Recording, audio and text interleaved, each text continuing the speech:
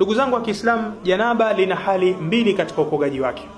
Hali ya kwanza ni hali ambayo mtu akifanya imejuzu, lakini sio hali inayopendezwa na inayotakiwa katika sheria.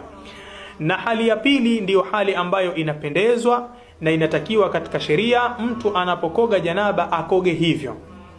Ama tukianza na hali ya kwanza ambayo ni hali ambayo inajuzu, mtu akifanya ataambiwa janaba limekwisha kuondoka katika mwili wake na anaweza sasa kufanya ibada, ni ile hali ya ta'mimu albadani bilma, kukieneza kiwiliwili kwa maji tu. Mtu akasimama akatia nia, sharti lazima utie nia, pitisha katika moyo wako kwamba hapa naondosha hadathi kubwa, wala haina haja ya kusema maneno yoyote sijui na waitu rafa'al janaba. Maneno hayo katika sheria hajafundishwa.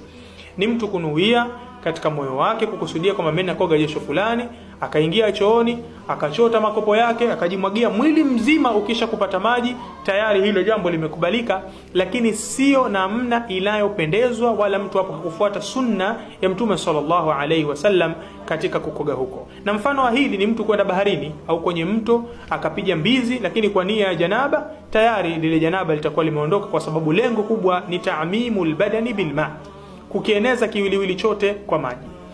Lakini jambo linalopendezeshwa na jambo linalotakiwa ni kama ilivyokuja katika hadithi ya Aisha radhiyallahu ta'ala anha. Anaeleza Aisha katika hadithi ya al-Imam al-Bukhari wa Muslim kwamba Mtume sallallahu alayhi wasallam alikuwa anapotaka kukoga janaba, kwanza Mtume sallallahu alayhi wasallam huanza kustanji, yani kujisafisha sehemu zake za siri. Anajisafisha Mtume sallallahu alaihi wasallam sehemu zake za siri. Baada ya kusha kujisafisha sehemu zake za siri, hukosha mikono yake, kwa sababu huenda ikawa imegusa najis kwenye sehemu za siri.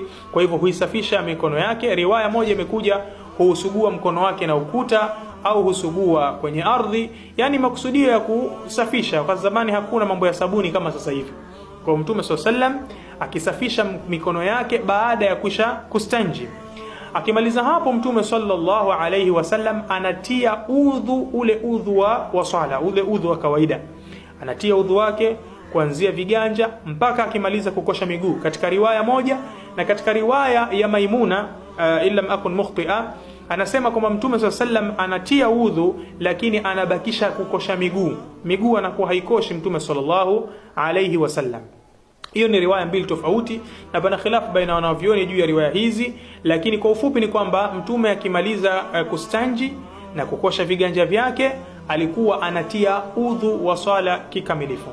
Akimaliza kutia udhu Mtume sallallahu alaihi wasallam, hapo ndiyo huchukua maji kuanza kumimina kwenye kichwa chake, makopo matatu anamimina. Na katika riwaya imekuja yukhallil Mtume sama kikwachua, kwa sababu alikuwa na manywele mengi. Kwa hivyo anatia madole ndani ya kichwa chake Mtume SAW, huku anamimina maji ili ahakikishe kwamba maji yamefika kwenye ngozi ya kichwa chake, kama ilivyokuja katika riwaya hatta idha dhanna annahu qad arwa basharata, kwamba Mtume akihakikisha kwamba arwa basharatu au arwa basharata, akiwa kwa wazni wa fa'il na maf'ul, akihakikisha kwamba amekwisha irowanisha ile ngozi yake, basi Mtume sallallahu alayhi wasallam huanza kumimina maji katika mwili wake wote.